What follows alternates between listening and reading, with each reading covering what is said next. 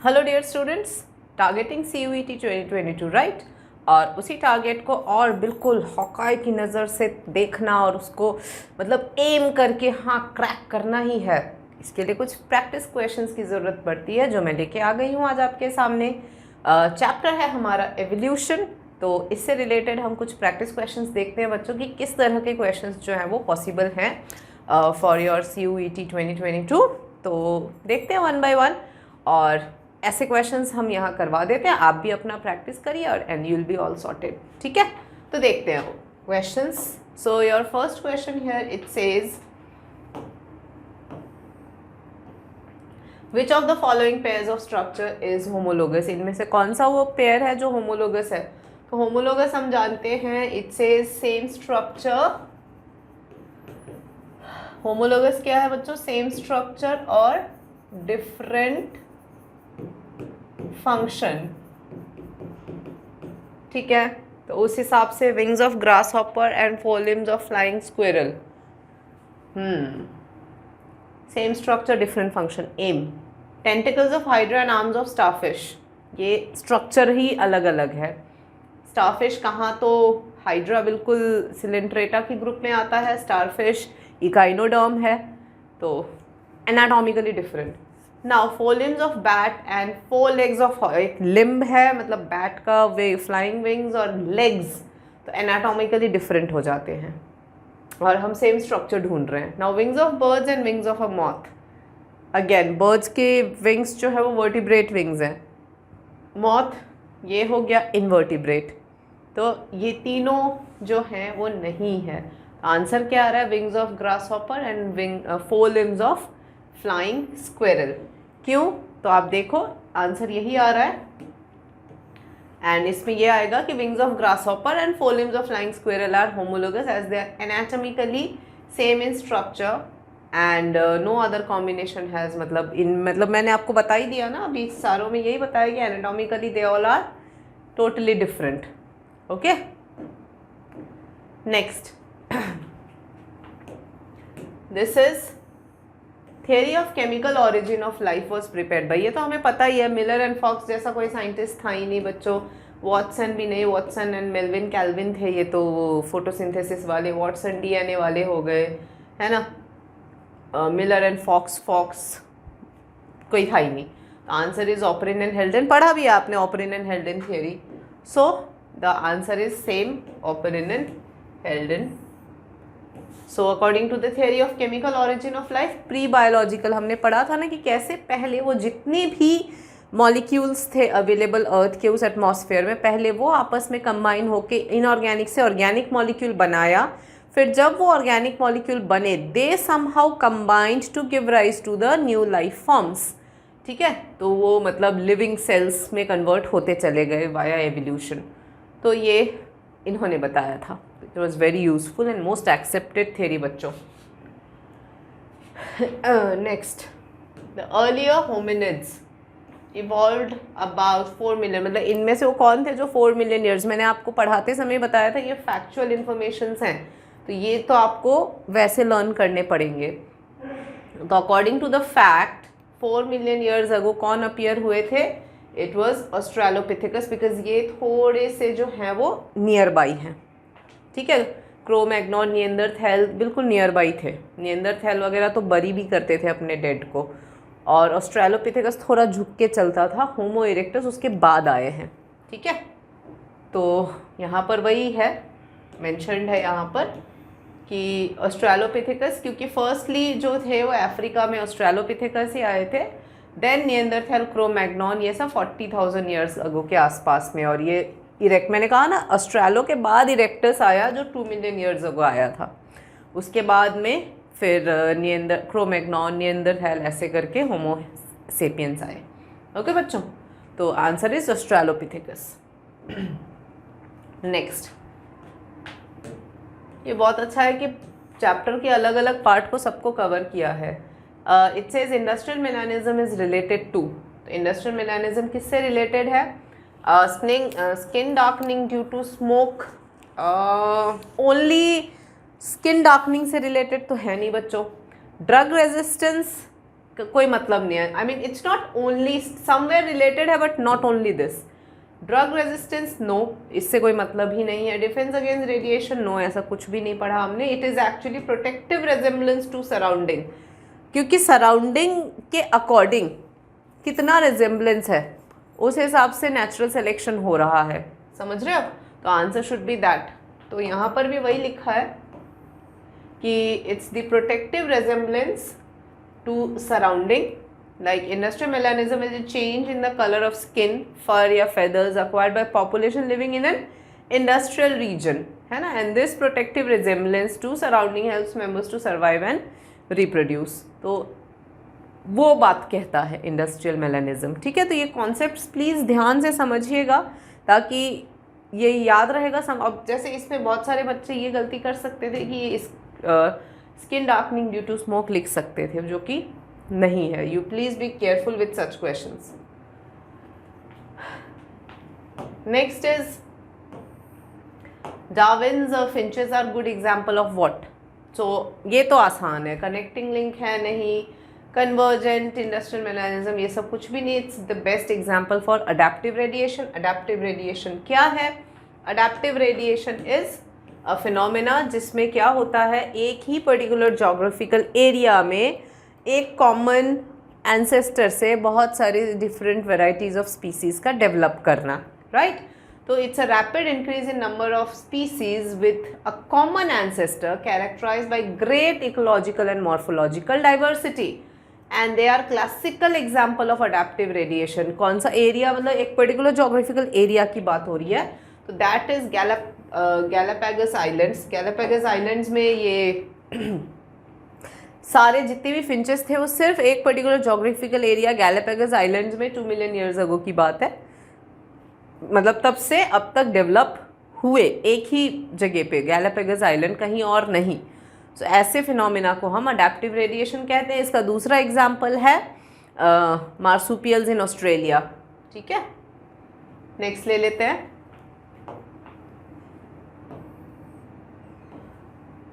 The theory of use and disuse of organ was proposed by. किसने propose किया था भाई? डार्विन ने हमारा प्रपोज किया था. नेचुरल सिलेक्शन, वेरिएशन, है ना, सर्वाइवल ऑफ द फिटेस्ट. तो डार्विन का तो ये था, तो ये तो नहीं है. Hugo de Vries, mutation. Bentham and Hooker, ये क्लासिफिकेशन से रिलेटेड है, मतलब इनका काम क्लासिफिकेशन का था. तो answer is Lamarck. Use and disuse of organs was propose. उन्होंने जिराफ नेक का बोला था ना कि since they had to stretch to eat the long trees वाला ग्रास, दैट्स वाई वो नेक पड़ा हुआ एंड ऑल दैट. ये उनका थियरी था. तो वही है, Lamarck is the answer. The use and disuse theory explains that the organism uses most will undergo hypertrophy and will become more developed and was proposed. मतलब जितना ज़्यादा वो नेक को यूज़ करेगा उतना वो बड़ा होगा. ये जिराफ के केस में इन्होंने यही तो बोला था कि द जिराफ वाज यूजिंग नेक, तो इतना ज़्यादा यूज़ किया कि धीरे धीरे धीरे धीरे धीरे वो काफ़ी वो हो गया, स्ट्रेच हो गया. वॉज हिज थियरी, जो कि सही नहीं था. नेक्स्ट देखते हैं. Next question says a connecting link between reptiles and birds. आपको क्या लगता है कनेक्टिंग लिंक क्या होगा? डोडो इज अ बर्ड ओनली, स्फिनोडॉन थोड़े से रेप्टिलियन उसके हैं, डायमेट्रोडॉन सब रेप्टाइल थोड़ा सा है. कनेक्टिंग लिंक दोनों का सीधा सीधा सा आर्कियोप्टेरिक्स है, क्योंकि ये फ्लाइंग रेप्टाइल हुआ करते थे. इनमें विंग्स भी थे और रेप्टिलियन फीचर्स दोनों हुआ करते थे. तो ये इनके एंसेस्टर भी माने जाते हैं कि यहीं से दोनों वो हुए थे, डाइवर्ज हुए थे. तो ये आर्कियोप्टेरिक्स का होगा. तो answer is Archaeopteryx. And so it's the connecting link between reptiles and Aves या बर्ड्स. सो क्योंकि इनके पास रेप्टिलियन फीचर भी थे और बर्ड वाले फीचर भी थे. See it had teeth, long bony tail and 3 claws in its wings as reptile. तो ये रेप्टिलियन फीचर्स थे। And it also retains a wish bone and a breast bone, hollow thin walled bones, air sac, backbone and feathers which are found in non avian coelurosaurian relatives of birds. मतलब कि bird ये सारे features जो हैं वो bird वाले थे, जितने भी ये thin walled bones, air sacs, ये सब बर्ड, हॉलो बोन्स, ये सब बर्ड के फीचर है। एंड रेप्टिलियन फीचर्स भी थे। सो ये सारे फीचर होने के कारण archaeopteryx is considered as the connecting link between the reptiles and aves. ठीक है, नेक्स्ट देख लेते हैं जेनेटिक ड्रिफ्ट। जेनेटिक ड्रिफ्ट क्या है बच्चों? It aids to the, I mean, it is one phenomena which is responsible, one of the phenomenons which are responsible for gene frequency change. Hardy-Weinberg equilibrium अगर disturb होता है तो one of the reason ये है। तो genetic drift कहाँ operate करता है? तो जेनेटिक ड्रिफ्ट जैसे मैंने कहा ये बाई चांस होता है। This is the change in the gene pool that happens by chance. ठीक है, तो बाई चांस जो है वो कहाँ होता है? सिर्फ आइलैंड पॉपुलेशन में हो ऐसा ज़रूरी है? नहीं है। लार्जर पॉपुलेशन में बाई चांस नहीं हो सकता है, मतलब इट्स ह्यूज पॉपुलेशन, तो वहाँ असर कम आएगा। मेंडेलियन पॉपुलेशन जैसा कुछ होता नहीं है। Answer should be smaller population. ठीक है, तो इसकी एक्सप्लेनेशन देख लेते हैं। आपके लिए हम एक्सप्लेनेशन भी लेके आए हैं बच्चों। तो स्मॉलर पॉपुलेशन में ही होता है। So it occurs mainly in small isolated population and the reason is the irregular phenomena of alleles getting lost within the higher probability. क्योंकि छोटे पॉपुलेशन में ज़्यादा से ज़्यादा जेनेटिक ड्रिफ्ट अगर हो जाता है तो नए पॉपुलेशन का आना करना इसके चांसेस बढ़ जाते हैं। अगर ये हायर में होगा तो फिर यही चीज़ कम हो जाएगा, मतलब नए पॉपुलेशन का बनना कम चांसेस हैं। So this loss of allele starts, then the genetic drift continues until the specific allele is completely lost. तो एंटायर पॉपुलेशन में स्पेसिफिक एलील अगर कम्प्लीटली लॉस्ट होता है तो इसके लिए छोटा पॉपुलेशन होगा तभी तो कंप्लीट लॉस एक्सपेक्ट कर सकते हैं। बड़ा पॉपुलेशन होगा तो कंप्लीट लॉस कब तक होता रहेगा? तो कम चांसेस होते हैं। ठीक है, ये मेन रीज़न है for genetic drift to operate. So please mark it. Clear? Next, wings of pigeon, bat, mosquito exhibit the phenomena called convergent evolution. क्या है? मतलब विंग्स ऑफ पिजन है जो कि एव्स है, बैट मैमल है, मॉस्किटो आर्थ्रोपोड है, इन्वर्टिब्रेट है। तो इनमें क्या आपको देखने मिलेगा? तो दे ऑल हैव, सी यहाँ से बिठा सकते हो, पिजन क्या है? एव्स है। ये क्या है? मैमल्स है।